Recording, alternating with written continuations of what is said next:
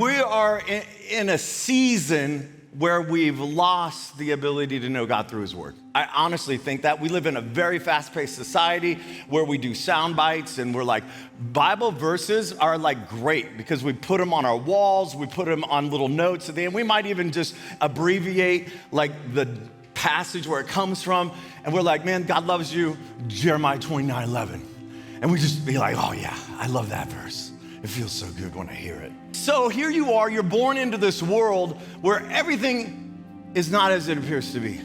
And you listen to Pastor Micah preach a message on cultivating a relationship with Jesus. And you're like, this is the day. I'm gonna wake up, I'm gonna burn a candle, I'm gonna play a song, and I'm gonna read my Bible. And so you do the thing that sometimes we do when we read the Bible, you open it up and you're like, okay, God, why don't you speak to me? And you're like, I didn't know Matthew said that. Judas went out and hung himself. You're like, that wasn't good. You go to another passage in Luke 10, go and do likewise. I don't think God's speaking to me. Like, I don't want to believe that because we want the practice, but we don't understand. And we as a church, we haven't done a good job. So we're doing this series called Reconstruction. And the idea is reconstruction is the act of taking things and putting them back in their proper place so we have right understanding. Like, God doesn't mind if you pull things apart and you're like, this is a struggle. God, what were you saying? I've got to do some work to figure it out so I can put it in its proper place and have right understanding. Okay, here's the first truth that you need to know. The Bible is not a book. We often think it's a book, but it's actually more of a library than it is a book. This is why the bookshelf's here. So often when we read it, we mix together a lot of things that don't make sense. When I'm reading in the book of Leviticus, I'm actually pulling from the law.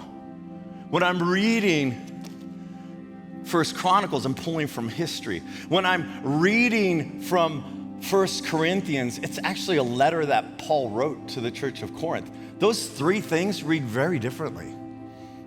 Poetry, oh my goodness. If I read poetry like I read the law, I would do some pretty stupid things like all the time. I'd say some pretty stupid things and people would be like, you're just weird, which sometimes they say.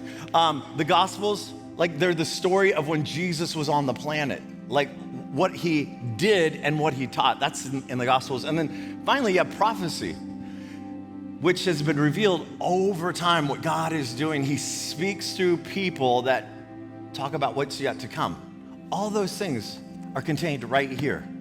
It's not a book. This is where I actually need the cameraman to zoom on my face because I want you to literally, like let's zoom in all the way, like just my face in the screen. Here we come. Okay. Not yet. Can we get closer? Okay. Never read a Bible verse. Every verse, okay, this is where you're gonna have to pull out because I'm about to move. Every verse in the Bible was written as part of a bigger passage.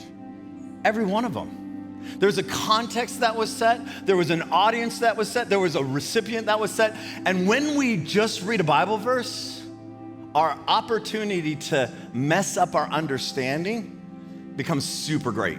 Like, we can totally get the wrong meaning so easy when we read just a Bible verse. It's in Leviticus 19:28, don't get a tattoo. And I heard that growing up, and I want you to think about this because we were told some things that we just believed. And so I did a little digging. I went to the book of Leviticus, and I realized it's from the law.